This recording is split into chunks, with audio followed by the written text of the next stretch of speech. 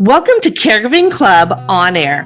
This podcast is dedicated to the millions of family caregivers who want wellness tips and self-care solutions, who seek expert advice, and who want news about healthy aging and how to create well home design in our forever homes. I'm Sherri Snelling, a corporate gerontologist, author, and educator, a TV interviewer, host, and news commentator. I'm joining you from Southern California, where our interviews and news take us all across the country to explore the many ways to help you on your caregiving journey and to lift you up here at Caregiving Club On Air.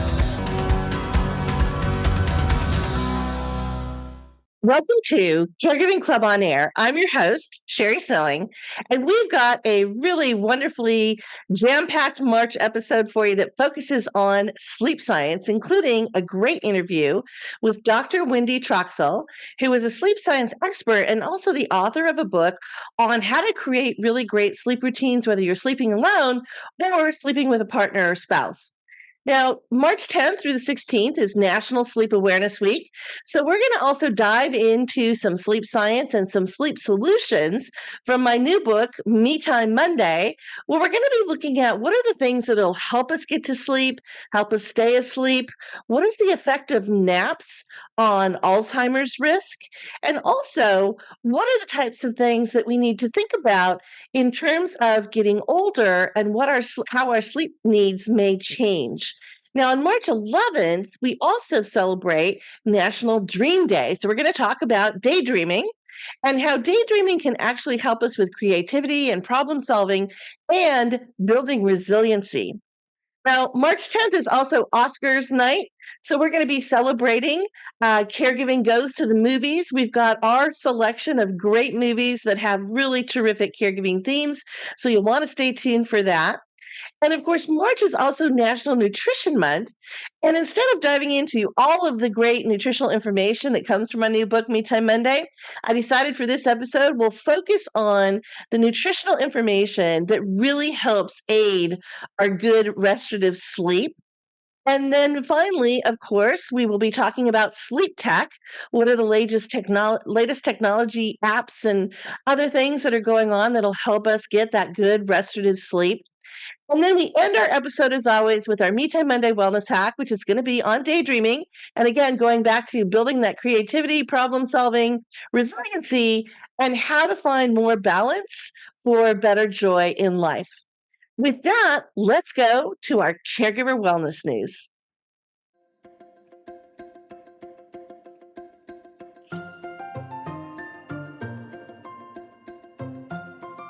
So for Caregiver Wellness News, we've got a lot of information to share with you before we get to that great interview with Dr. Wnedy Troxel. So stay with us. But, first of all, I want to start with, of course, we said that National Sleep Awareness Week is March 10th through the 16th. And in my new book, Me Time Monday, the weekly wellness plan to find balance and joy for a busy life, I have a whole chapter dedicated to sleeping. And it's actually called When Body Goes to Sleep, the Brain Goes to Work. And the reason for that is just that. When we put ourselves into rest mode and are looking to hopefully get those 7 to 8 hours of sleep every night, our brain is actually clearing out the toxins and debris and, things that we encounter during the day in terms of our emotions, but it's also doing cellular repair on our muscles and our joints and everything else. And it's really taking care of our body and re-energizing it so that we have, we're ready for a good next day. Think about it like your smartphone, right? Maybe you can go a night or two, but usually most of us have to charge our phones almost every night. And we have to do a full charge in order for that phone to work.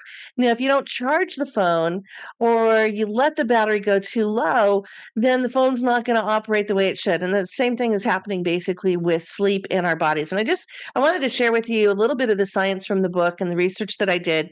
But for instance, if you only get 5.5 hours of sleep during the night, this is going to be the equivalent of having a 0.05 blood alcohol level the next day. You're not going to be as alert. You're not going to be as focused. You might be a little irritable, certainly going to be a little bbit more fatigued. And again, it's because we didn't give ourselves those 7 to 8 hours to get into the cycles of rapid eye movement sleep, which is REM sleep, and NREM, non rapid eye movement sleep. You have to have a certain amount of cycles during the night in order for your body to be fully recharged. If you shorten that and you only get 5.5 hours of sleep, then your body is not getting what it needs to perform optimally. Now, in addition to the blood alcohol level, you also then will mess with your metabolism. And even if you're doing everything else well, you're exercising, you're eating well, you still will gain 12 pounds over the course of a year. And again, it's because not getting the right amount of sleep disrupts our metabolic system. It's why a lack of sleep can be a cause for what we call diabesity, which is both obesity and diabetes too. In fact, a lack of sleep is going to increase your appetite, particularly the next morning. So getting that good 7 to 8 hours, and I know people tell me, oh, I've been getting by on 4 hours a night. I do well. Well, the other thing we need to think about is that there is a cumulative effect to sleep. So while right now you might feel it's okay to get less than those 7 to 8 hours of sleep, what you're doing is you're dragging your body down, you're messing with your metabolism, and it is going to catch up with you over the years. And I'm going to talk a little bit about, some of the things that happen as we age and how our sleep needs change. But just know that, even though it's like smoking, you might smoke today and everything seems fine, but in 20 years, you might find you have lung cancer or COPD or emphysema. So there is a cumulative effect to some of these things that aren't quite right. So Matthew Walker, who's kind of one of the eminent sleep science experts out there, he wrote the book Why We Sleep. Really great book if you really are into science and really want to understand a little bit better how sleep and the brain and our bodies work. This was really interesting, and this is for the men out there who I know listen to our podcast. So this is specifically for you, and for you ladies who are listening, this is for your men. But in his TED Talk, what he said is men who sleep 5 hours a night have significantly smaller testicles. Okay, so, and that's compared to men who sleep 7 to 8 hours or more a night. And it's because you have lower testosterone levels, more like somebody who is 10 years older than you. So it actually can change your body. So sleep is just really one of the probably, if anything, in our physical wellness world, it's probably the most important thing that we can do. Yes, even beyond nutrition and exercise, sleep is really it. It also, sleep increases our what we call our natural killer cells. So these are our T cells that help us fight things like cancer. If you don't get enough sleep, you are going to suppress your immune system. This is why when we don't get enough sleep, we often encounter colds and flus more easily. But also, we're decreasing the number of those NK, those natural killer cells that ultimately can help us in fighting things like cancer. And in fact, a lack of good restorative sleep, where you're staying asleep throughout the night, you'll see a 70% drop in those natural killer cell activity in terms of people who are fighting cancer. So again, can't talk enough about how important sleep is. Now, Dr. Wnedy Troxel, who we have on the podcast this episode, she's going to also talk about a lot of things that I could throw in here, but I'm not going to take the thunder away because she's so great at explaining it. And we'll go into a whole lot of questions that you may be having on some of these other things that relate to our wellness and sleep. But, we are going to talk too about the 7 to 8 hours helps us with our circadian rhythms. And it's not just the light and dark cycles that are circadian rhythms, but it's also, how we are interpreting daylight versus, nighttime and things that we can do there. But there's two top practices that we can do for better health. And one of them is the restorative sleep, the 7 to 8 hours. But the other one, which is equally important, is something that we're calling sleep regularity. Now, what that means is that you are getting up at the same time every day, whether it's the weekend, whether you're on vacation, whether you're not feeling so great. I mean, yes, we want you to stay in bed if you're really, really feeling awful. But let's just say you kind of feel a little, fatigued. You still want to try to get yourself up and you want to get yourself to bed at the same time. So maintaining that regular schedule is as important as getting the 7 to 8 hours of restorative sleep. So again, those are the two things that you want to think about. Now, some of us, they talk in sleep science about chronotypes. Some of us are night owls. I'll raise my hand because I tend to be a night owl. Other people are early morning risers. Those are what we call the larks.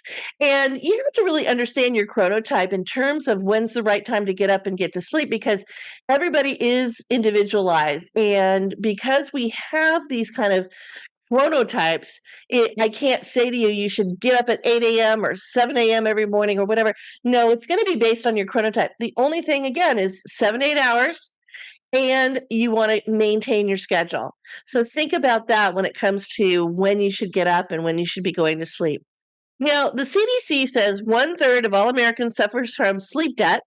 50% of those over the age of 65 actually are not getting good restorative sleep. This is a little bit of what I was talking about. As we get older, our body chemistry does change, of course, and there's a couple of things that are happening. One is we actually produce a little bit less melatonin as we age, and melatonin is the hormone that actually tells our brain, okay, let's absorb that darkness, let's get ourselves into sleep mode.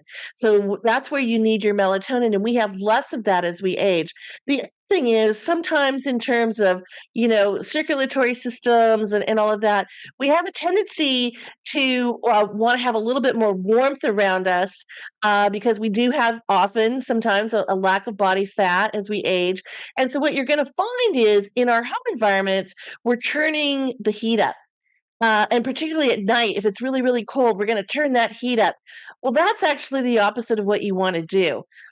I'm going to get into in our Well Home Design News. I'm actually going to take you through the things you want to do, but you actually want to keep that room cold in order to get yourself to sleep. Now, there's some things to overcome. We don't want you to freeze to death either. And again, knowing that we have less circulation at night, we're going to give you some tips on that. But you don't want to change that room temperature. You want it to stay relatively cold because that is what gets your body into good sleep mode. When it's too warm, you're going to toss and turn during the night. You're going to have a lot of awakenings, and this is, of course, not good. We don't want you awakening, as much as we can keep you asleep during the night. Now, we know, again, as we get older, we might need more trips to the bathroom. We're going to give you some tips on what to think about, that you can still do those trips, but it's the kind of lights that you're going to be using. So stay tuned for our Well Home Design News on that.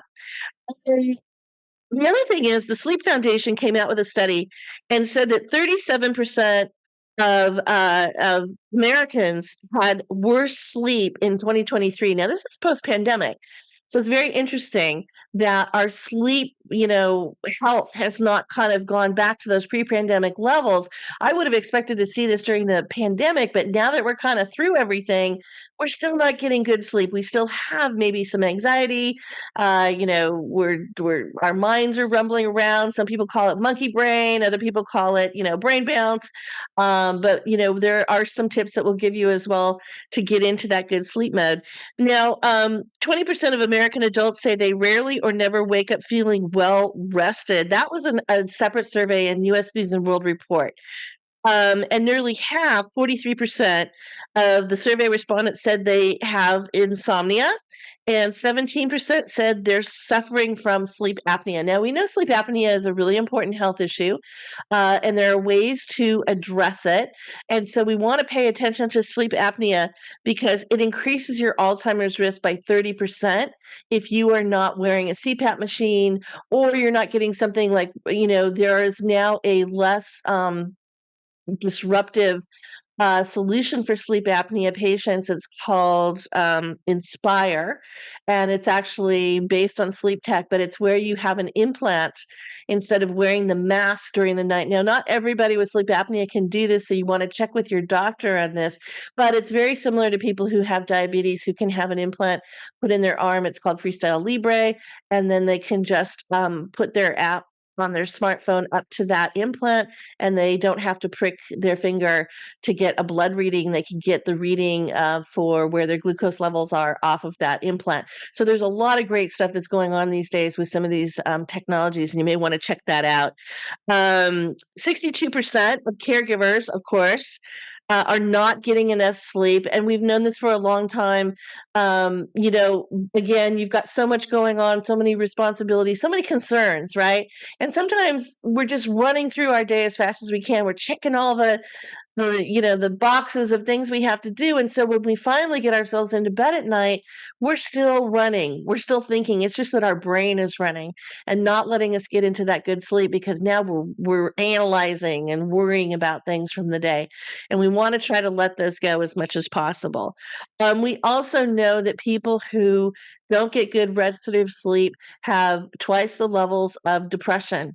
So think about that. If you haven't been feeling as optimistic, as happy, as positive, it may be related to your sleep and the health of your sleep. So you want to kind of pay real good attention to what you're doing in terms of sleep. And then there's something called the Scandinavian sleeping method. I don't know if you've heard of this. I came across this as I was doing my research for my book. But it's where couples who share the same bed, but they have individual needs with the comforters, right? So one of the big, I know, complaints is, my husband or my wife always steals the comforter and then I'm freezing or whatever. And so the Scandinavian sleeping method is to not sleep in different beds, which I know some people opt for that. And we're going to talk by the way, to Dr. Troxel about that, because she's an expert on couples and sleep routines. But it's where you have your own duvet, your own comforter. So now everybody's got their own thing. No need to complain on that. And actually, 41% of people in this particular survey said they'd rather sleep with their own blanket at night. So there you go. That's one of your solutions. Now, if you wake up at night and you can't get back to sleep, because I know that's a big concern for a lot of people, there are some experts that recommend that, well, don't try to sit there and just force yourself back to sleep. Maybe you get up or maybe you read a book. All I would say about that is if you get up and you're too active, now all of a sudden you're triggering your brain to maybe try to get awake. The other thing is if you're reading, make sure you're reading with an amber light or an orangey light that you can have on your iPad or on your smartphone. Because if you turn on the blue light, we're going to talk about that in Well Home Design. Again, that triggers the brain to getting awake, and that's not what you want to do. Now, there is another alternative, and it comes from Dr. Andrew Huberman. Some of you may know him. He's very famous. He runs the Huberman Lab podcast, and I know many, many people, including myself, are huge fans of that podcast. But he talks about the alternative being NSDR, non-sleep deep rest.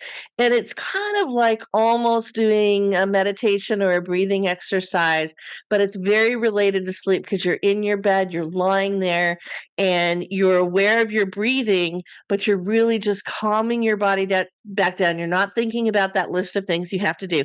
Now, in terms of your brain kind of ruminating on everything that has to happen the next day, I know that's something that I'm a big list person. And so one of the little hacks that I have in my book and that I do in my workshops and really works for me is before I go to bed, I have a little notepad by the bed and I write down everything that I know I'm supposed to be doing the next day. And what it does is it releases it. Puts it onto the paper, I let it go, and now I've said to myself, okay, you know what? It's there. When I wake up, I can look at the list again, but I'm not going to think about it again. So if you think that might help you, I know it's something that's really, really helped me. The other thing is a lot of people do something called savoring. This is something that psychologists talk a lot about. And what savoring is it is where you are thinking about pleasurable moments or memories. So let's say, playing with your dog or going on vacation and how great that was, or, being at your son or your daughter's wedding, whatever those pleasurable, joyful moments are, just think of those and get immersed in those. And those actually put us into a happier place where our body is, again, that vagus nerve, which is the longest nerve in the body, is getting calm, and it's going to put us back into sleep mode. So those are just some things that we can think about in terms of caregiver wellness.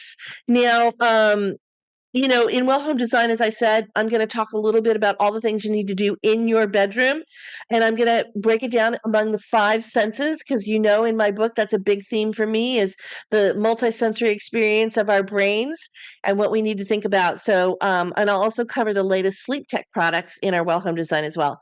But let's move on to March 11th, which is National Dream Day. And I write about daydreaming again in my Me Time Monday book because it allows for something we call elastic thinking and also known as free moving. And what's really interesting about daydreaming is daydreaming is where we pull away from our digital tools, we pull away from the activities of the day or even the conversations that we might be having. Maybe we're looking out a window and we're looking at a beautiful rose bush or a tree or beautiful wherever you are. Hopefully, you have a beautiful view you can look at. You can also kind of daydream if you're walking, if you want to do that and you're getting a little exercise in. But daydreaming is where we let our minds flow freely. And what's really interesting about daydreaming is that there's now a lot of studies and science behind the fact that it helps us be more creative. We're thinking through our problems on a creative level, and we're doing that problem solving based on, well, what if I were this? Or we're just getting outside of our day to day obstacles and frustrations and stressors and we're thinking about that fantasy life. We're a rock star on stage.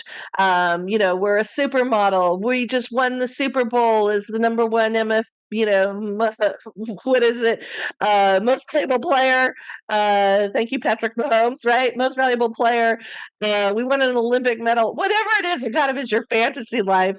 Let your mind go there. Allow yourself to be that kid again, which is, we were all told, stop looking out the window and daydreaming. Well, actually, no, we should.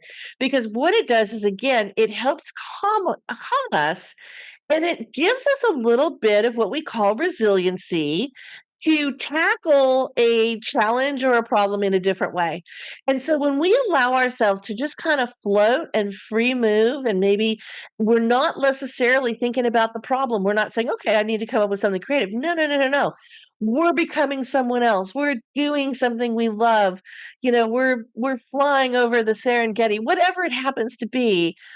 That is this resiliency that gives you this sense of, okay, I can do this. I can tackle this. Then when you go back into the office or go back into your home or, back into a situation, you feel like, okay, I've got some tools now. I can think about this. It's a really amazing. I know it sounds pretty simple, and particularly for people who might be grieving or who might be really, really frustrated or overwhelmed with the caregiving of their loved one, it seems like that can't really help. But it is amazing how much it does. There's a lot of science behind this. So it may be something you want to think about. And actually, the science does tell us that if we really, really think hard about it, 50% of our days that are our waking hours are spent daydreaming in some fashion or another, which I thought was pretty interesting. I tried to track it myself now to see if that's actually true. And I found that, yeah, it's pretty close to true. So there's just little things that we allow ourselves to wander off and look at something a little differently.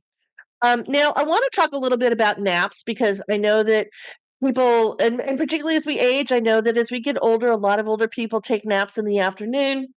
That is where we have a circadian rhythm dip, by the way. We have two dips. One is at 2 in the afternoon if you're typically getting up, let's say, at 7, 8 a.m. And the other dip is at night at 2:30 when we might awaken. But it's all based on, again, our circadian rhythms and our night and day, what's going on. But afternoon naps are, of course, different from daydreaming because when you're daydreaming, you're still awake. You're still functioning. But nap times are a little bit different. Now, there's a lot of science that says a 20-minute nap is actually good. it actually, again, almost does the same thing as daydreaming, where it gives yourself calm. You pull away from the stressors and the challenges of the day, and allow yourself to refresh a little bit. You can come back at something now with maybe a different perspective, particularly if you were angry or frustrated. However, I want to be cautious about this because a recent study found that people who napped for 120 minutes or more a day, so that would be a 2-hour nap, which is pretty long. But I know a lot of our older adults do nap in the afternoon. That increases your chance of developing cognitive impairment by 66%. Okay, so think about that. That's really interesting. And part of it is, again, once you get past that little 20-minute cat nap, now you're getting your body into sleep mode, and then you're yanking it back after 2 hours. And so the brain is going, whoa, wait a minute, what's going on? First of all, I was told to go to sleep, and my circadian rhythms are it's still light outside. This isn't right. And then you're pulling me back and telling me, no, don't get into the REM and NREM. Anyway, you can imagine what's going on inside the brain, right? The brain is having like all this confusion of what's going on. And that is going to trigger then the chemicals in the brain to not actually operate properly. And this can become that risk factor for a lot of the cognitive things that we see. So, again, you want to keep that nap to 20 minutes or less a day, and don't let yourself go over if you find you just need a little cat nap from all the craziness. Um, and by the way, some of the science and dreams, 25% of people dream at least once a month, which is really interesting. Now, if you have a loved one who's having a lot of terrifying nightmares, and almost to the point where they're actually acting them out, which is not what we do when we dream, by the way. When we're sleeping, our body is in paralysis mode by the time we start to dream. And what that means is it's our body's way of making sure we don't hurt ourselves. We aren't running from a predator. We aren't fighting somebody. We aren't flying or whatever it is that we're doing in our dream. We're not actually doing that because our brain has already put our body and our muscles into paralysis just temporarily so that we can repair those cells. So when we have somebody who's actually maybe starting to act out their dreams, like they're punching, they're kicking, they're getting up, maybe they're running, they're screaming, but it's a terrifying dream. It's not a good dream. It's a pretty scary dream. This is actually a real concern because it could be an early indicator for Parkinson's disease. One of the things that we know is that decades before the typical signs of Parkinson's start to appear, where we can then make a more definitive diagnosis. These daydreams or these, I'm sorry, not daydreams. Sorry, I said that wrong. Night dreaming. These night dreamings, these night terrors, these nightmares are happening where the person is starting to act them out a little bit. And so you want to have a red flag on that for both yourself and your loved one. If that's what's happening to you, you may want to talk to your loved one's doctor and maybe even see a neurologist. Um, and so, again, when it comes to daydreaming, our Me Time Monday Wellness Hack at the end of the episode, we're going to talk a little bit about some of the tips and techniques on how to really get yourself into daydreaming mode, which is good, versus night terrors and nightmares, which are bad. Now, let me go really quickly into National Nutrition Month because I know there's a lot for us to share this episode. We want to get to this wonderful interview with Dr. Wnedy Troxel. First of all, March, National Nutritionist Month. There's so much that we could share, but I wanted to focus on, again, sleep-related nutrition. So, first of all, you do not want to eat 3, hopefully 4 hours before bedtime. You have to allow your body plenty of time to metabolize the food, turn that into certain energy that you may need, but not stimulate you right before you need to get to bed. Now, a lot of people these days are doing intermittent fasting. There are some studies. I know Dr. Walter Longo at the USC Gerontology School, which is where I got my master's in gerontology. He's doing a lot of research around intermittent fasting and how it could hopefully become a prevention tool for Alzheimer's and cognitive decline. And this is where, again, typically you're going to be eating when it's still sunlight out, which is actually when our metabolism is at its best is in the late afternoon. That is where we're the most efficient at taking that glucose and turning it into energy is late in the afternoon. Now I know that sounds like, wow, you talk about blue plate special, eating my dinner at 5 o'clock when it's still light out or 5:30 or whatever.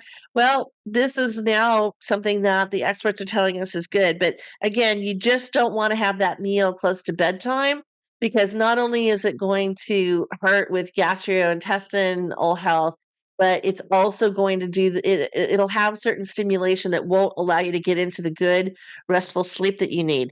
Um, Now, the foods that are good that actually can help you find sleep in a few hours: kiwis, cherries, and milk. Now, if you're milk intolerant, there are some studies that show that things like almond milk or oat milk might have the same benefit as traditional vitamin D, fully fortified milk.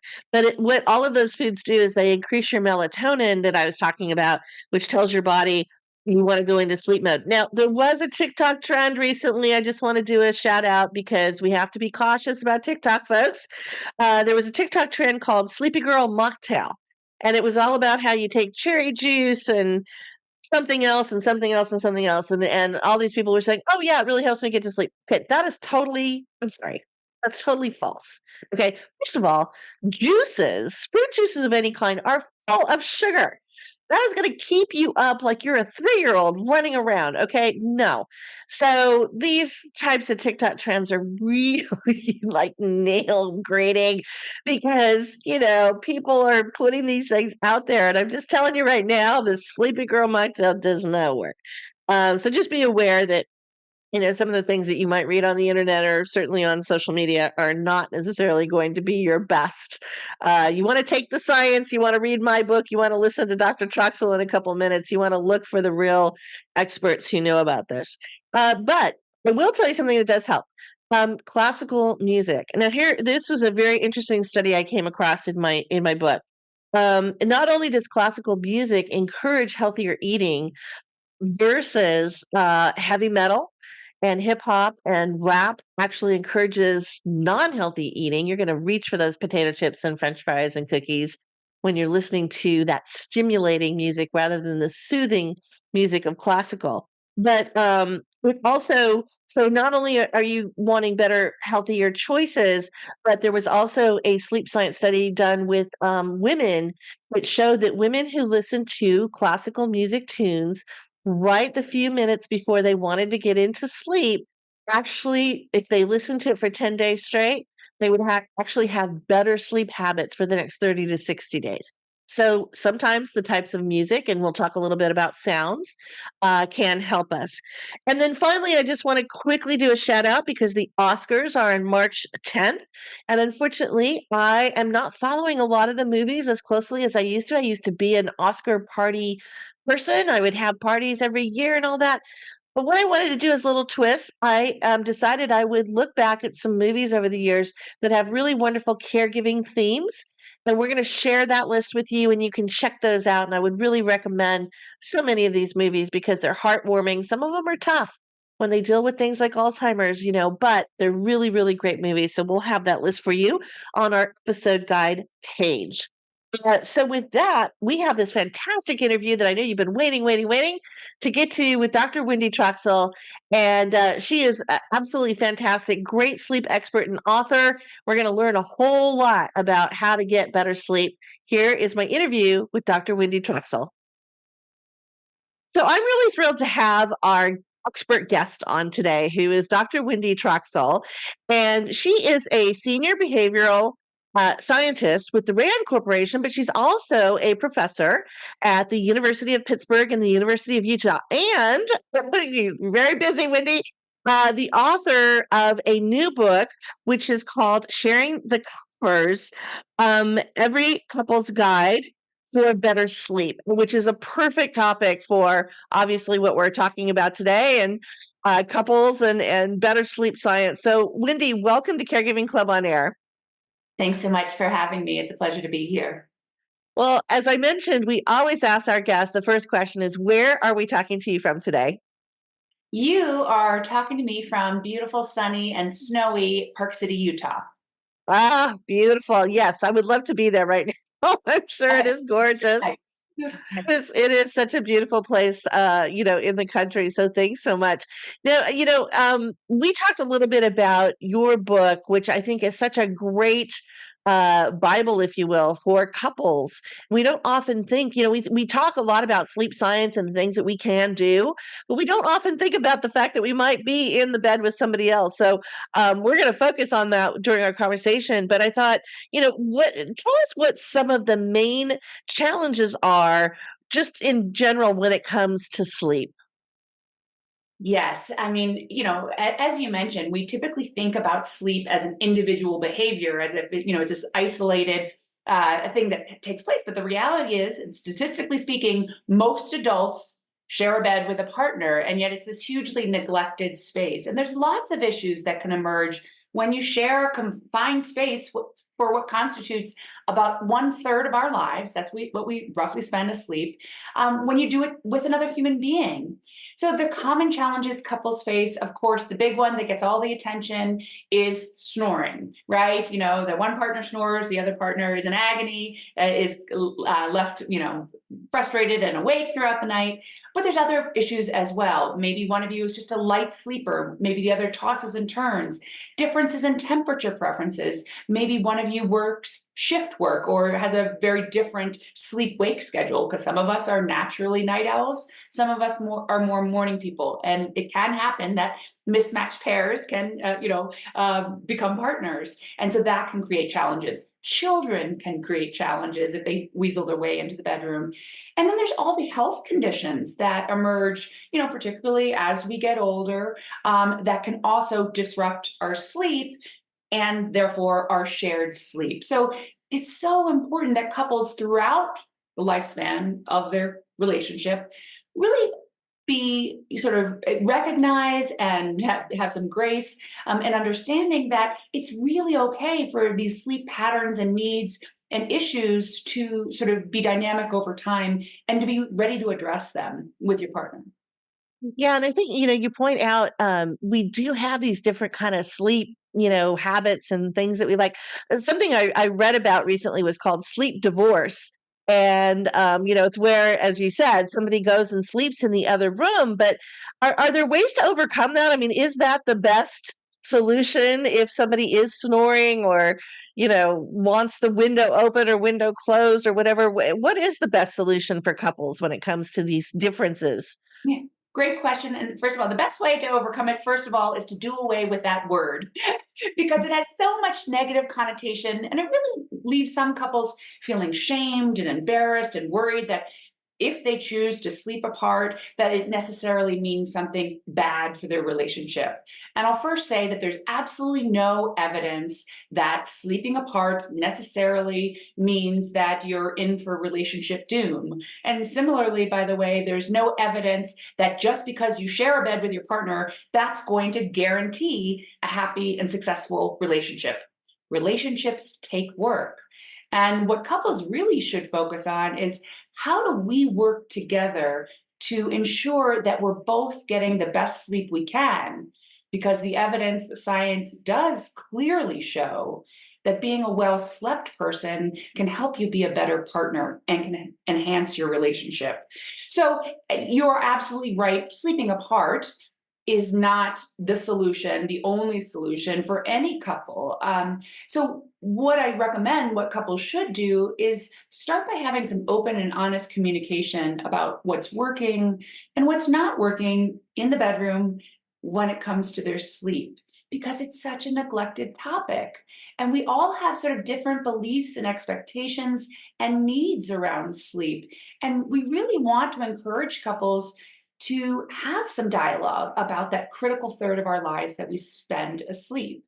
Because what definitely doesn't work is when, no conversation happens. What often happens, and what can lead to some relationship strife, is that one partner just stomps out of the room in, total frustration and agony because he or she is not sleeping. And then that can leave the other partner feeling hurt and abandoned. But you can avoid that by being proactive about it, even in the early stages of a relationship, not just expecting that just because you love the other person, you're going to be perfectly compatible for roughly 8 hours per night in a confined space, right? Like that's a pretty unrealistic expectation. It's really okay for couples to have to negotiate strategies and have lots of menu options on the table, whether it be sleeping apart some of the time, all of the time. Maybe that's not necessary at all. It depends on the issue that's, causing a sleep disruption. Maybe it's using practical strategies like earplugs or eye masks if one partner wakes up earlier in the morning than the other or goes to bed later, and just or sort of negotiating schedules, whether because of work or childcare responsibilities, so that you can actually work together to find a solution that's going to work for both of you. I love that. And okay, so our first lesson is we are going to abolish the word sleep divorce. We're not going to use that anymore. Something else I read about, so we'll toss this one out to you, is that there's this kind of trend called Scandinavian sleeping method. And if Mhm. I understand it, it's correctly, it's where each person in the bed gets their own comforter or duvet so that you can have it wrapped around you and not have to be pulling across the sheets. What about things like that? Are those types of things helpful? Again, it depends on the type of issue that you're facing, right? If snoring is the issue, the Scandinavian method, which can be, as you described, one bed but separate bedding for each partner, or it can even be, and this is how it's actually done in Europe and Scandinavian countries. You might experience this if you travel, that it's actually two twin beds put together equals a king size bed. So for many couples, this helps sort of to reduce the stigma. They don't want someone to come into their bedroom and see, oh, two separate twin beds, but they want the experience of individualized bedding and mattresses. Let's say you have different comfort preferences for firmness versus softness of the mattress, or again, maybe one of you is a sheet stealer. So you can have individualized mattresses, you can have individualized bedding. That will reduce some of those issues, like differences in temperature preferences, sheet stealing, differences in comfort. That's a great strategy to use for those types of problems. And again, what this suggests is there's neither one solution for all, nor is there sort of like a one size fits all approach that's going to work for all couples. And so finding out, again, what's the nature of the issue that you as an individual couple are facing, then there's really a menu of options, including the Scandinavian method. I love that. So the communication is really key here, as we're learning. And I will tell you, just anecdotally, a girlfriend of mine started dating a new man, and she's a dog lover. And she said, that's a non-negotiable for me. The dog stays in the bed. So that's the conversation, though, right? That we have to have. I recommend to her that it become a conversation, and I get that it's a non-negotiable for her, and from a relationship standpoint, it's really important for her to approach it with her partner to say, this is so important for me because my pet gives me, I feel safe and secure. This is what I've done. I realize that this may not be what you're used to. How can we work about this together? Because yeah, I mean, now it's three's a crowd, and just because she loves the pet in bed does not necessarily mean her partner will love that. And so instead of assuming that this is going to be okay, even if it is a non-negotiable, being open to sort of working through strategies and recognizing that he or she may have sort of different sort of experiences or beliefs about that. That's really important, to be sort of open to sort of negotiating. So there's so much information out there now about good, healthy sleep habits, getting that restorative sleep. Um, what are your recommendations for how we can make sure that our sleep is supporting our health? Because you talked a lot about how important that is, and in fact, I've read and seen in some of the research that I've done is that sleep is maybe the number one thing we can do physically to help support our health. So tell us what your tips are for getting that good, healthy sleep. Yeah, well, I mean, the first thing you mentioned is it's so important. Like when we think about sleep health, it's really a composite, it's a dimensional experience. It's not, just the absence of a sleep disorder or, one single thing like adequate sleep duration. And for a long time, I think there was so much sort of emphasis on just get enough sleep, but we were ignoring all these other important dimensions which really characterize good sleep health. That includes the quality of sleep. Do you experience it as restorative? The regularity of sleep. We sleep best as human beings when sleep is relatively predictable and on a relatively consistent time frame in terms of our bedtimes and, really importantly, our wake times, because that is so important to set our internal circadian rhythms. Other issues such as the timing of our sleep, and of course the duration does matter too, but it's not just one single thing. So first of all, we want to think holistically about our sleep health. And then we want to take small steps even to start promoting sleep health. And towards that end, sort of my key tips are: number one, when we focus on sort of regularity as being really important, I say if you can focus on one thing, start by focusing on having a consistent wake up time.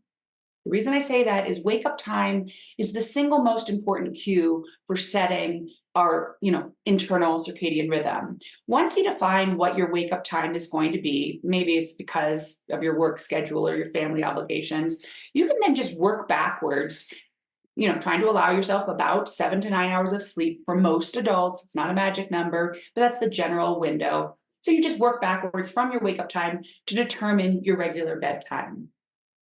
It's also critical to have a wind down routine before bedtime. Probably like the thing I, get asked the most when I'm giving talks, other than, is it bad if my partner and I sleep apart? The other issue when it comes to sleep health is, I just, when I get into bed, my mind just won't turn off. What do I do to make my mind turn off when I get in bed? And the best way to do that is to really set a runway towards sleep. We're just sort of expecting way too much of our brains if we rush about our day, running here and there and then race off into bed and expect our brains to turn off just like a light switch, when we turn off the lights in the bedroom. That's not how our brains were designed. We need to descend into a state where our brain thinks that it's safe to fall into good deep quality sleep. And to do that, you need a little bit of a buffer period before you race off to bed. You need to give your brain some time to settle and unwind. So what a wind down routine can look like can vary from person to person, but it should be relaxing and pleasurable. Maybe it's reading a book. Maybe it's cuddling with your partner. Maybe it's taking a bath, as warm temperatures when you're in the bath. That can actually, what happens is when you get out of the bath, it's not only relaxing, but it actually causes a drop in your core body temperature when you get out of the bath. And a drop in core body temperature is actually a signal to the brain that it's time for sleep. So warm baths can be both relaxing and have physiological benefits for sleep too. Listening to music or doing a meditation, that's a great way to set the stage for a good night of sleep. And by the same token, many people also need a rise up routine, because waking up can be very hard to do for many of us. And by that, I mean, there's a few key strategies that we want to do in the morning. First of all, you want to avoid hitting the snooze button. Nothing good ever comes of that. Those 7-minute increments of sleep aren't really good quality sleep. I suggest setting your alarm for sort of the latest possible time point to allow yourself the most consolidated sleep. And when the alarm goes off, hit it and have your feet hit the floor. Try to get exposure to morning sunlight. Sunlight is so important to cue to our brains that it's time to be awake and alert. And try to get some level of physical activity. You don't need to, run 5 miles. Simply, walking briskly to the bathroom as soon as you wake up, or holding a plank, or doing a few squats. These are a great way to sort of get the blood pumping early in the morning and follow it with some sunlight exposure. Those are great strategies to really enhance the wake up, which is really important for setting the stage for sleep that subsequent night. I love all those tips, and I love that you can just do something real quick, couple squats or, a quick plank or whatever it happens to be, which is so terrific to get ourselves woken up. You mentioned circadian rhythms, so I want to kind of follow up on that. There's so much technology now in our lives, as we know, and a lot of the technology has a blue light emission. which really keeps our brains awake. So many people are in bed and they're checking their emails, last minute, or maybe doing a little social media, even some doom scrolling or whatever it happens to be, or even watching television late at night. How do all of these effects of technology, what impact is that having on our ability to do the wind down, as you said, for sleep? Yeah, well, there are a lot of effects, and a lot of attention has been paid to the blue light that we're getting exposed to. And it is important because blue light is a particular type of light that can suppress the hormone melatonin, which is considered the hormone of darkness, and that really signals sleep onset. So that there can be effects of the blue light, but then people think, oh, well, if I just use a blue light blocker, I'm okay. I can use my technology as much as I want. And what the evidence really shows is even more impactful than the blue light exposure, which you can block or not, is the content we're consuming, right? So Mhm. the doom scrolling, the social media, even individually watching, a binge-worthy Netflix show, which can keep us up at night. This is what's really disrupting our bedtimes. It's leading to a delay in bedtime, which we call bedtime procrastination, and it's really sort of disrupting the regularity of sleep.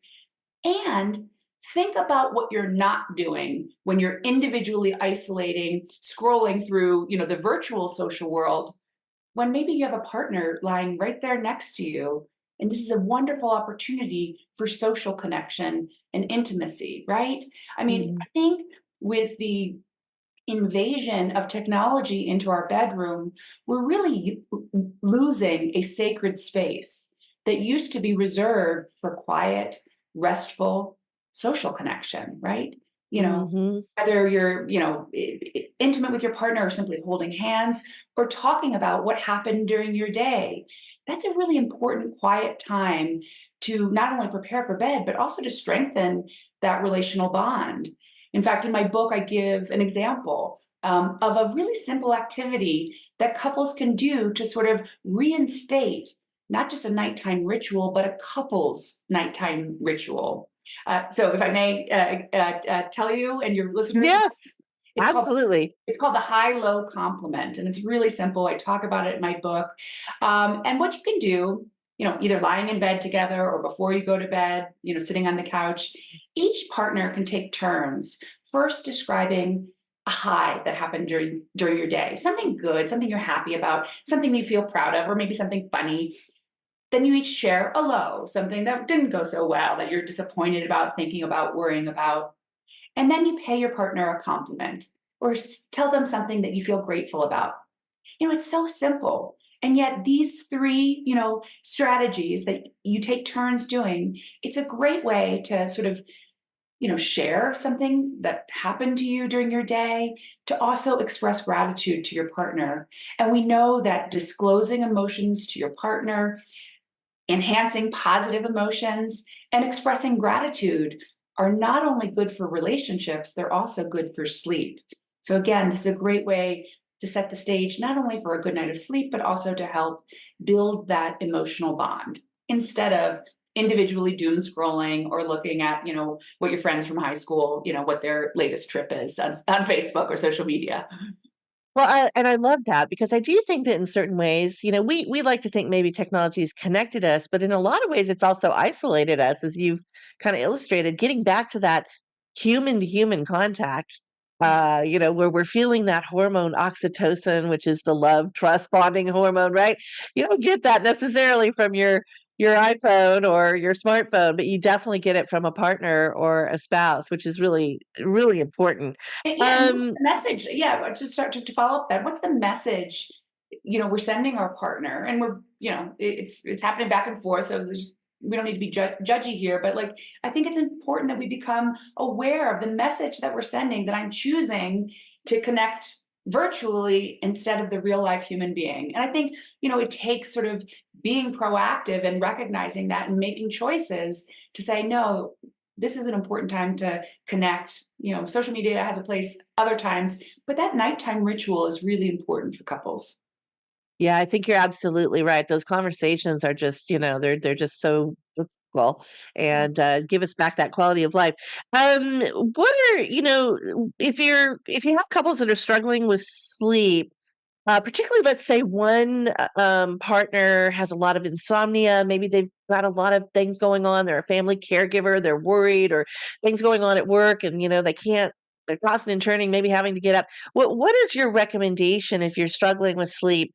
How should you approach it as the person who's struggling, but also how should your partner or spouse help you with those things? Oh, that's such a great question because, what my research and others has shown is often well-meaning partners, and again, these are the supportive partners, they want to help their partner with insomnia.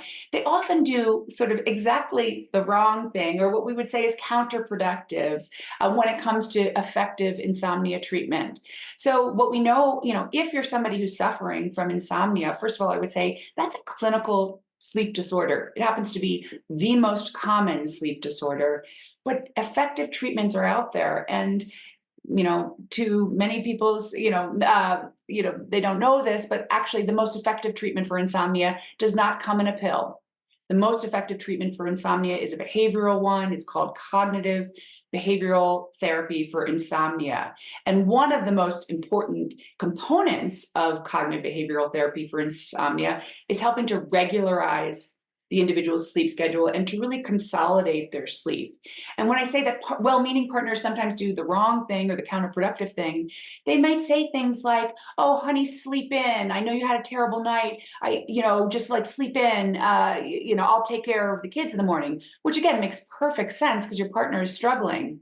But remember what I said, wake up time is so important for heading to setting that circadian rhythm. So again, while it may seem to make perfect sense in the moment and you're trying to take care of your partner, it may actually start perpetuating a vicious cycle of insomnia.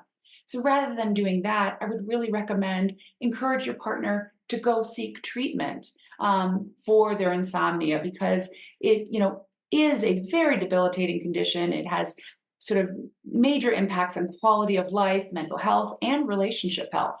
So that's probably the best thing a partner can do. And if you're somebody who's chronically struggling with insomnia, I really encourage you to seek, adequate professional treatment. And again, it does not have to come, nor should it, in the form of a sleep medication, because studies have shown that behavioral treatment is as effective, longer lasting, and doesn't have the side effects of medications.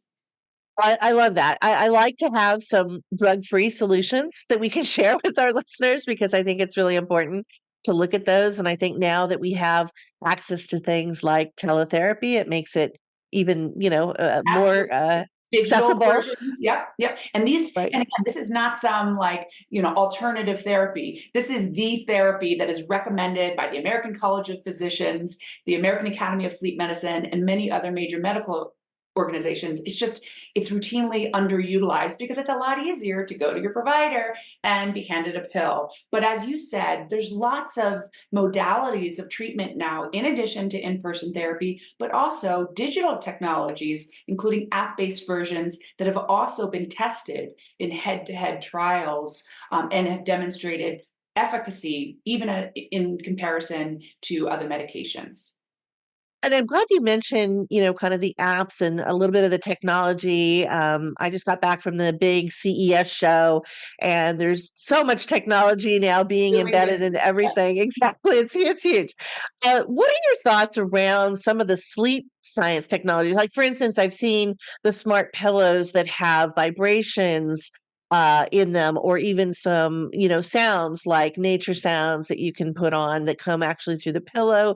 There's obviously the smart mattresses and all kinds of other things out there. What are your thoughts around the usage of that technology in helping us with our sleep?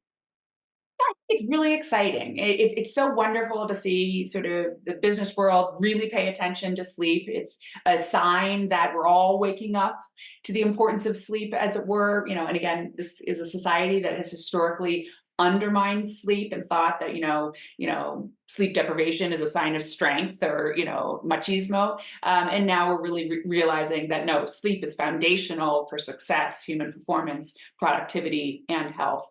So I think it's exciting to see these emerging technologies. And I'm a scientist, so I would say, show me the data that they work. And they're rapidly emerging and coming out, so it can be hard for a consumer to really tease apart what's actually evidence-based versus not. But I would really, suggest, buyer beware. Sleep is very hot right now. So there's lots of claims that this is going to cure your sleep problems. And, I think some caution is warranted there, without actual independent research done on some of these emerging products. But many, are starting to have good data. So I can't speak to all of them. Probably the most widely used type of technology are, sleep tracking devices, whether on a watch or a ring or in a mattress. And what I would say about that type of sleep tracking is it can be really helpful for some and not so helpful for others. So you need to decide which camp you fall into. And the people for whom it's not helpful are those who start obsessively worrying and feeling bad about the data it's giving you. So if your sleep tracker is telling you that you sleep miserably and that's making you even more anxious, then it's probably not telling you anything you didn't already know because you knew you didn't sleep well. And B, that confirmation that you slept miserably is just making you more anxious. And that can further exacerbate a problem like insomnia. So, again, instead of looking at your sleep tracker, you should probably go seek treatment. For other people who might look at their sleep tracking data, and the most important thing and the useful sort of way of using sleep technology is to look at your within person changes over time, and then to identify, oh, what small behavior changes could I make within myself, instead of looking at these numbers as at any sort of absolute meaning, because they really don't have a great deal of absolute meaning. But if I can say, oh, that night I slept worse than my usual, what did I do differently? Oh, I had 2 glasses of wine, or I had a glass of wine. Then you can identify and make true behavior choices that work for you to say, if I want to improve my sleep, I probably ought not to have a glass of wine. Or if I'm going to have a glass of wine, I can know that my sleep might suffer a little bit, right? So you can use that to actually inform behavior instead of getting stuck on, on what one night means, because that can just increase anxiety. And I love that you talk about the two camps because, again, everything in our life, we have so much more data, so much more information out there that we can find that relates to, our health and things that we can do. But we also then become more anxious about it, right? It's ramping up that, okay, I'm not performing well, or I'm not at the average that everybody else is. We're making comparisons. So I Looking think at you're social absolutely media right. data on your sleep. And sleep is so different from other health behaviors, right? Maybe tracking your physical activity and your fitness, there may be some value for some, but it can also be anxiety provoking to say, oh, look what I did. Like I worked towards this. But sleep is quite different. I mean, we can engage in behaviors to promote sleep.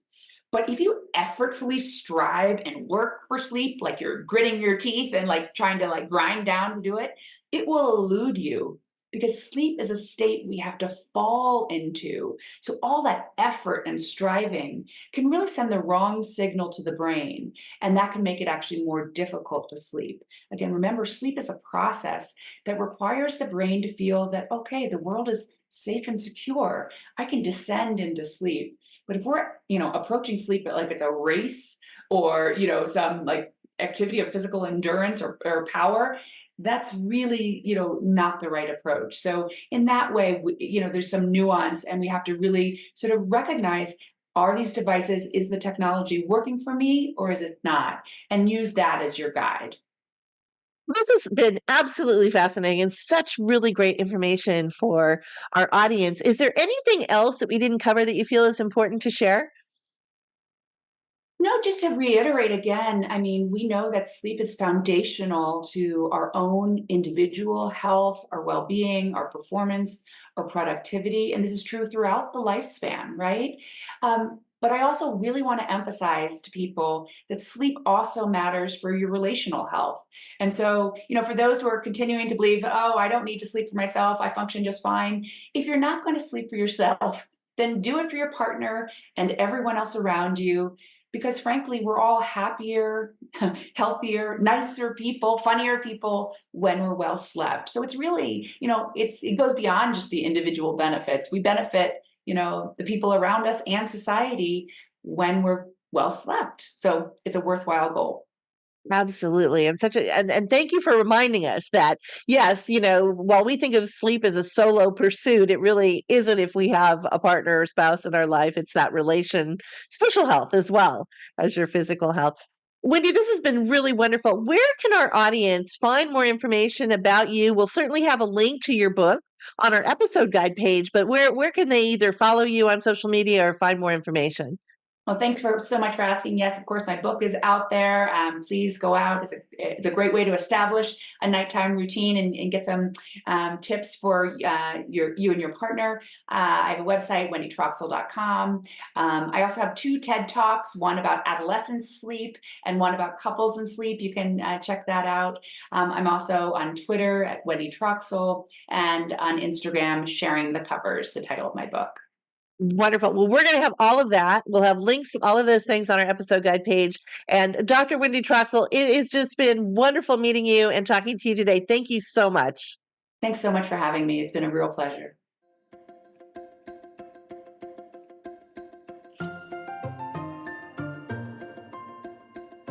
So was that a really insightful interview with Dr. Wnedy Troxel? We just so thank her for her time to share all those great insights with us. Now let's turn to our Well Home Design news.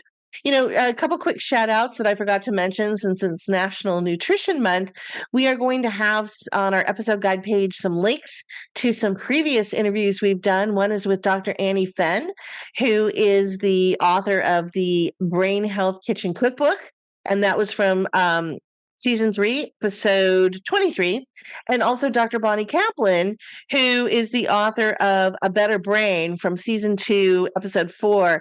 And Dr. Kaplan talks a lot about micronutrients and things that can help us with our mental health and our nutrition. They're really interesting interviews. I thought I'd do a shout out there.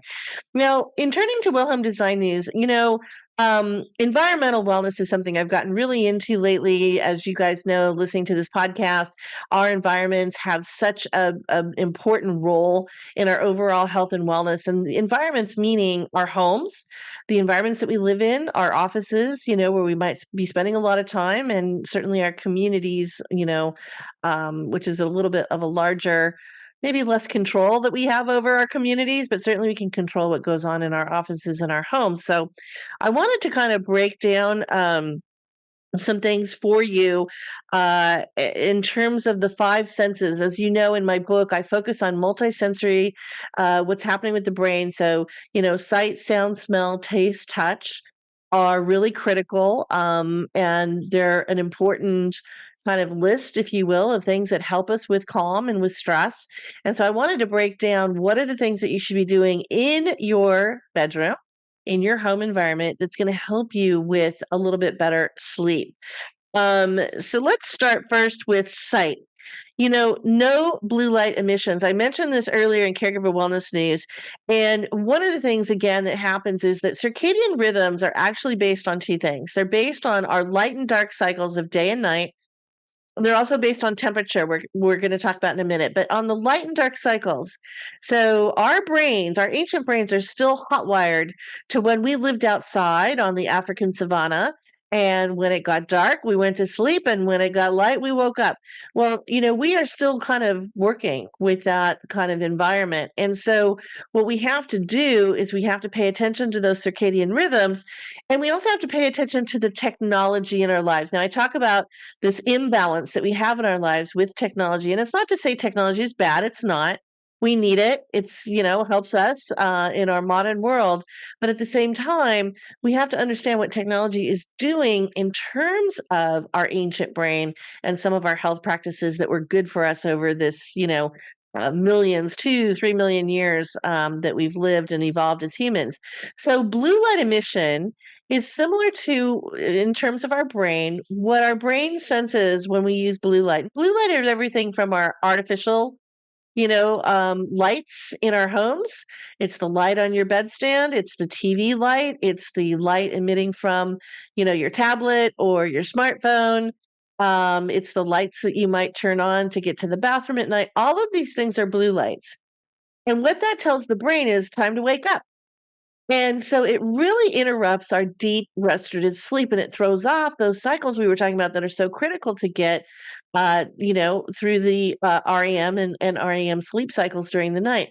Okay, so what is your alternative? Well, it's red light. You need to turn your bedroom into the red light district. I went and bought some red lights, and I can't tell you the difference it makes, because here's the thing: you do need to get up at night, whether it's an emergency or nature's calling. You don't want to trip. You don't want to navigate in the dark, so you need a little bit of light to guide you. But when you use the red light, it doesn't trigger in the brain to wake up.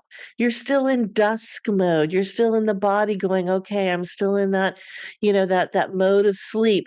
And so it makes amazing, changes. And I know that there's a lot of parents out there who have used red, amber, orangey lights for children. So same kind of concept. You're helping your child get into good circadian rhythm training. But think about doing that in terms of swapping out some night lights that can guide you to the bathroom or wherever, to the front door, whatever it is, using red lights. In my book, if you are using a blue light 2 hours before bed, it decreases your melatonin. Again, that's the hormone that tells your body to go to sleep. It's dark. It decreases your melatonin by 23 to 50% and delays your body getting to sleep by 2 to 3 hours. So if you're reading in bed at night or you're watching television and then you think you're going to flip that light off and you're going to go to sleep right away, 2 to 3 hours before your body goes, okay, time to go to sleep. So you can imagine the delay that puts on your good restorative sleep. So even though we think we're in bed and we're asleep, we're not getting the good restorative sleep. So this whole blue light emission, red lights, and all this is really, really critical. Now, what about sound? A lot of people use sound machines at night, and which is great because, again, we want to work with the ancient brain. And what does the ancient brain remember? Remember sleeping out on the African savanna. And what was happening? Well, you might hear some rustling. You might maybe there was raindrops happening. You might, be clued in to some little critters that are crawling nearby or whatever it happens to be. But this is really important because it taps again into what our brains are used to. So there's something called sonic cues, and you're probably seeing a lot more commercials these days. I know I am on television about pink noise, green noise, even brown noise. I know that one of the Calm, I think it is, the Calm app is doing a whole lot of commercials around green noise. Okay. Well, it sounds great because green, environmental, right? Savvy, green noise, whatever. So I wanted to just tell you what these sonic cues mean and which ones are really good for us.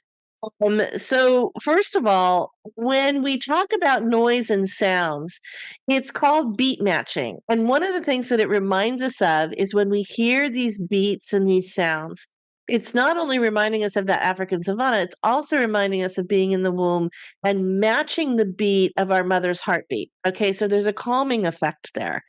And so when we talk about the different colors, pink noise is the best. And let me tell you why. Now, it's all very preferential and personalized. Okay. There's a lot of people that will tell you, absolutely not. I love white noise. No, no, no. I love brown noise. I'll take you through all of them. And you're right, because you do have to personalize it to you. But for the most part, most people benefit the most from pink noise.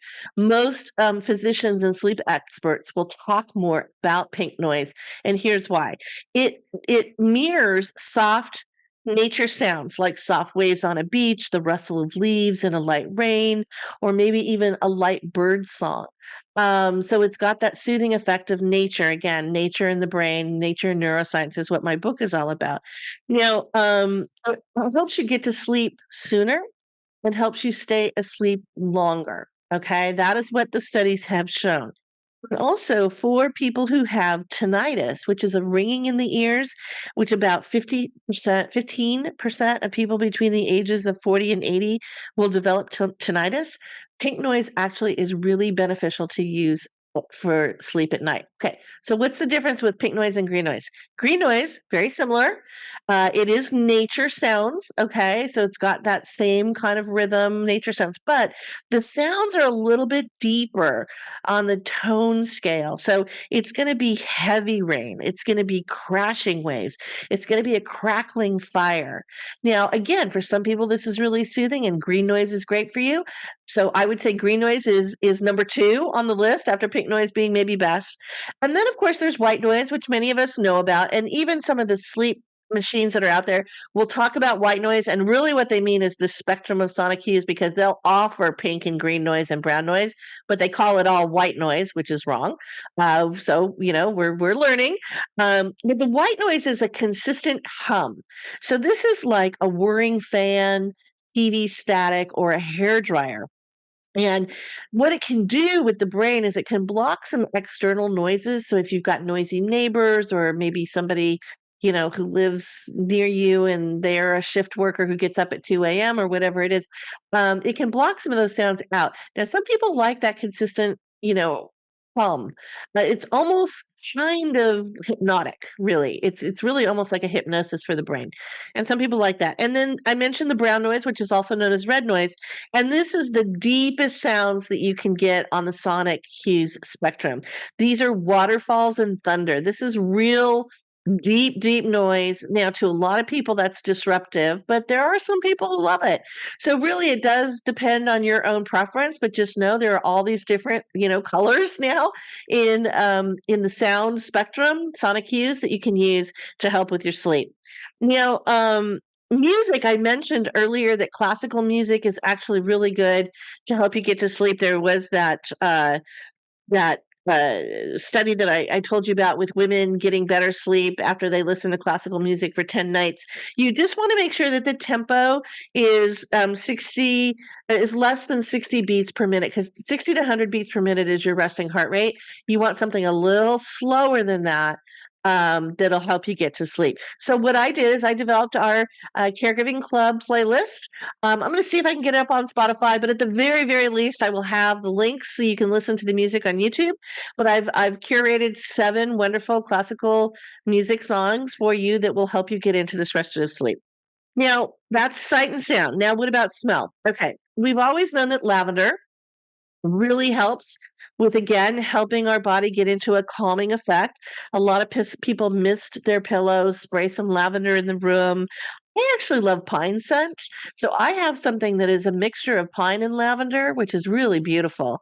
And the pine pollen is actually an aptogen, which is something that helps the body navigate stress, balances your hormones, and promotes better sleep. So this wonderful little spritz that I have that has lavender and pine scent in it is my absolute favorite. And it really does help. And for many people, now if you're allergic, you want to be a little careful, but there's a lot of people who use this type of aromatherapy to help with sleep.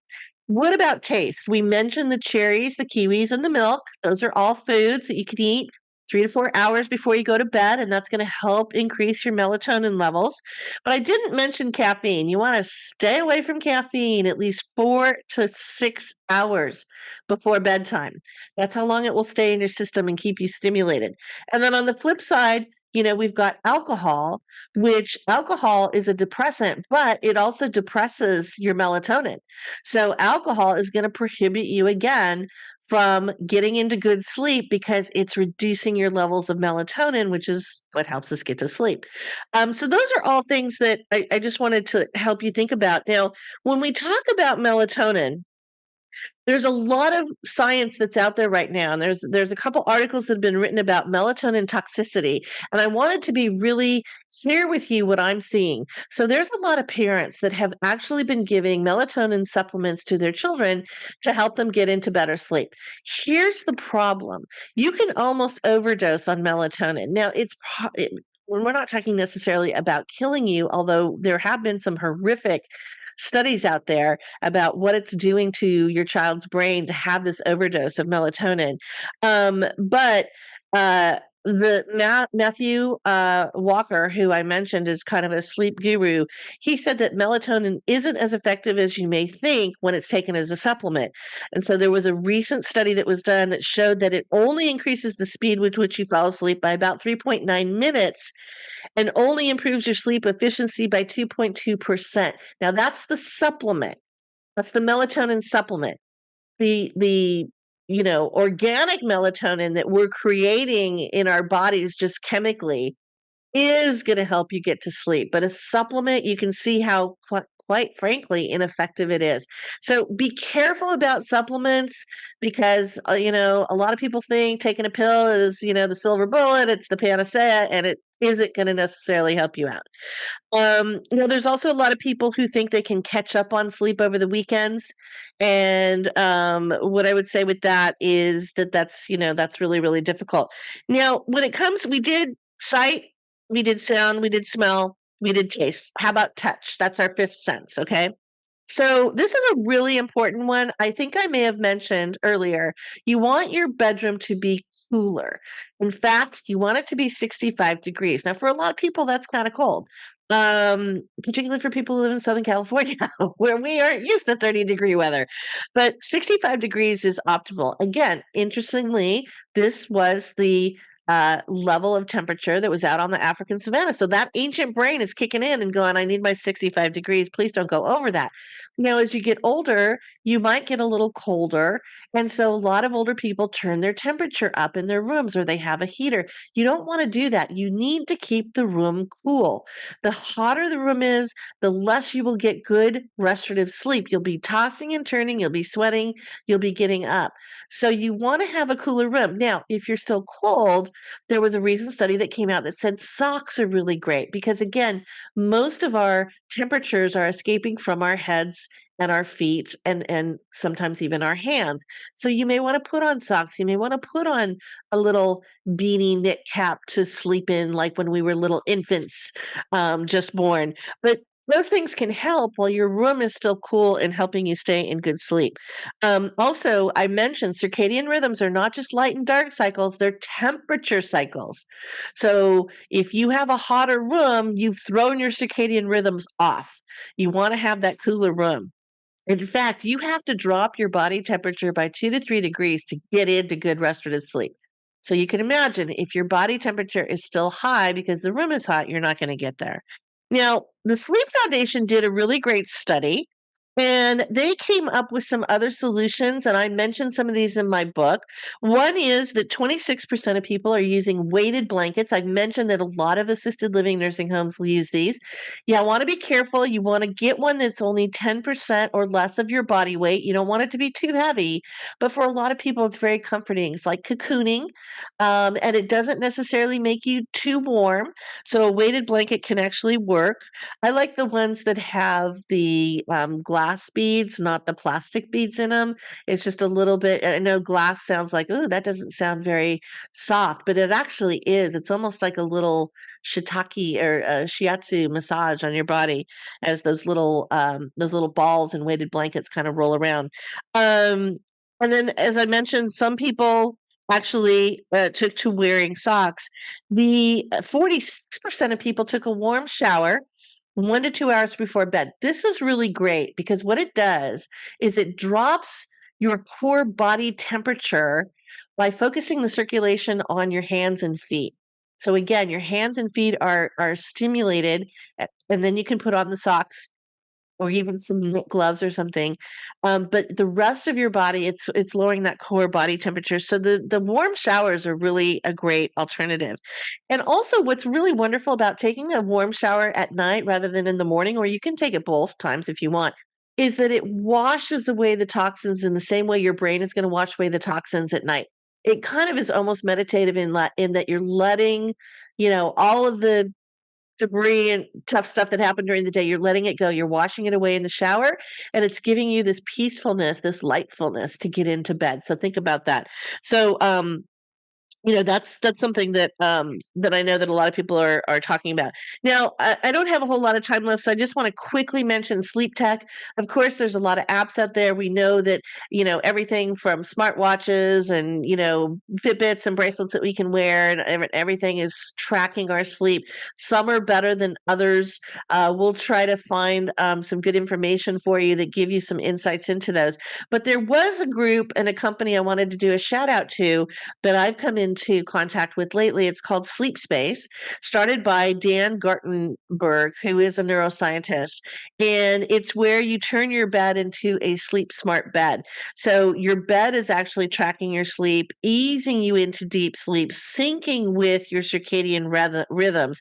And you can also sync it with a Fitbit or an Apple Watch app or whatever. So you don't have to put any kind of device in your bed or in your pillow. You can simply use the information, the data that's going to be sent to the app to track everything.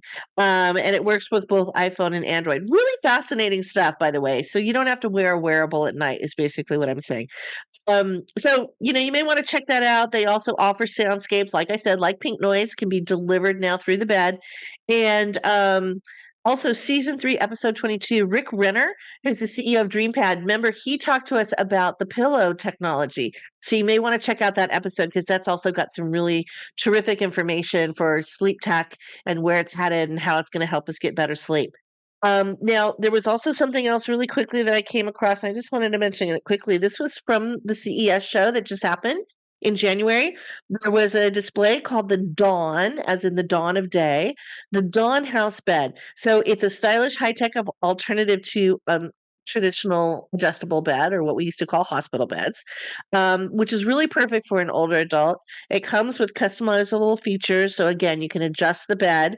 You can have support rails because there's a place where you could actually put those on. We don't like those necessarily because a lot of older people get their sheets or their bedclothes caught in the rails, and then it can pinch a nerve or cut off circulation to an arm or a leg. So I'd be very, very careful, by the way, about bed rails. You want to talk to a geriatric care manager before you do something like that.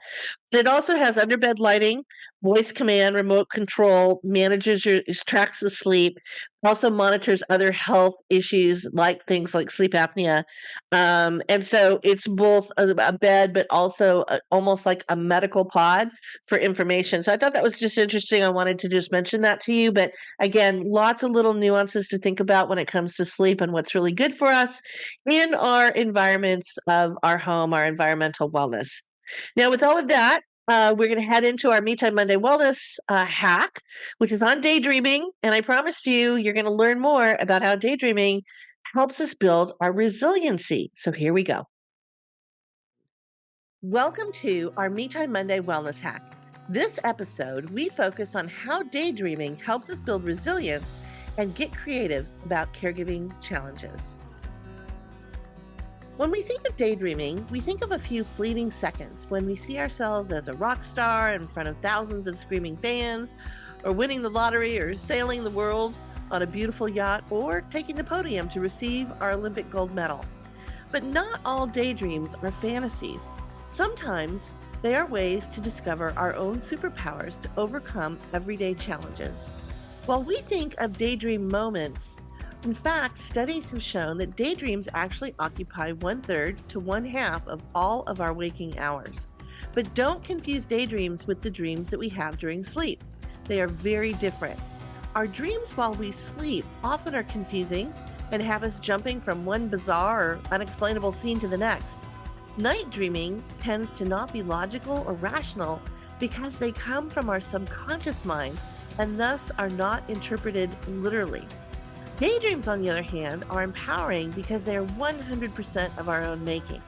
They also increase our creativity and problem-solving skills, improve our sense of self-identity and resiliency, and make us more empathetic and flexible in our thinking.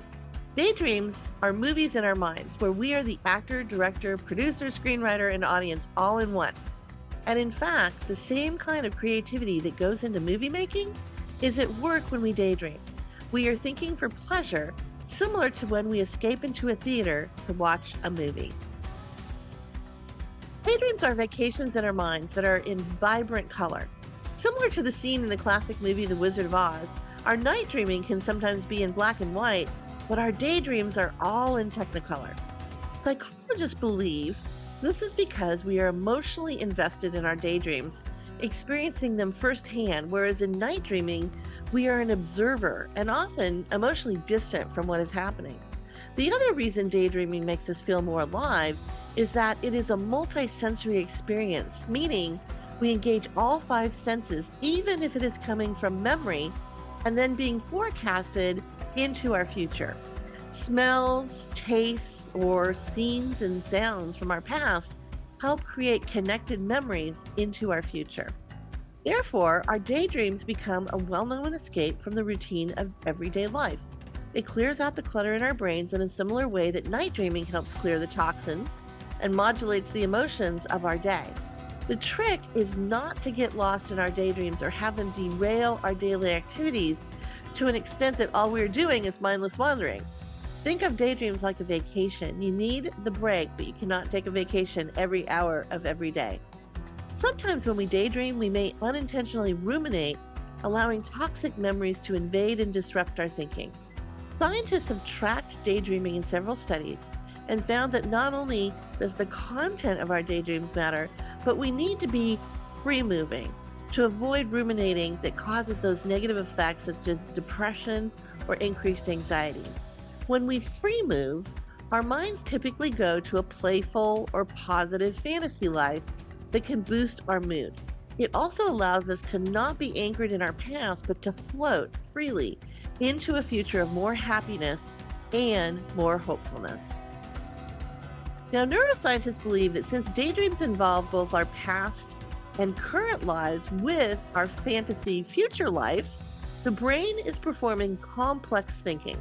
Thus, daydreams become another way to increase our neuroplasticity. Now, up until a few years ago, scientists did not think we could regenerate the cells in our brains. But now, neuroplasticity or brain plasticity is used in breakthrough therapeutics in areas such as spinal cord injury, paraplegia, stroke patients, and others who have disabling physical issues. It builds new neural pathways and neuronal cells to overcome the physical limitations. In many ways, the ability to daydream has given us evolutionary adaptive value. For caregivers, the ability to use daydreams allows us to creatively think through complex emotional problems without feeling pressured to solve the problem right now.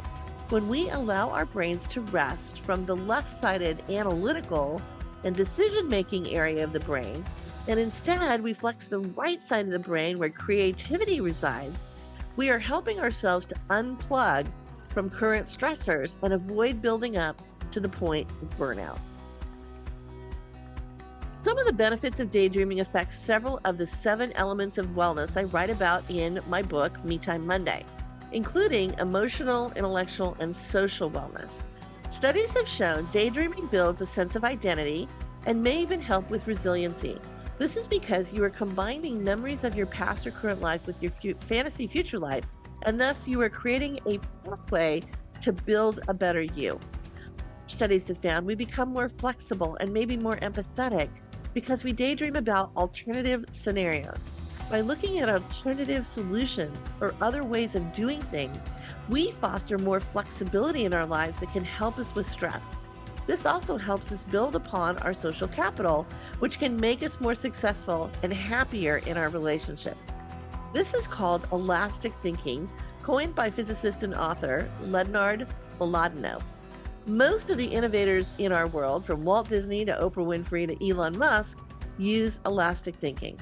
It requires the person to let go of comfortable ideas, become accustomed to ambiguity, and rely on both the imagination and the logic to generate ideas.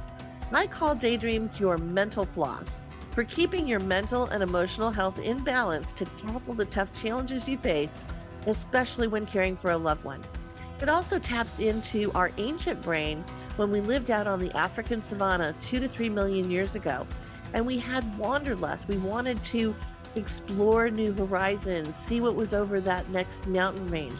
This wanderlust became our survival as humans. It is why Homo sapiens survived, whereas Neanderthals, who didn't want to explore, became extinct.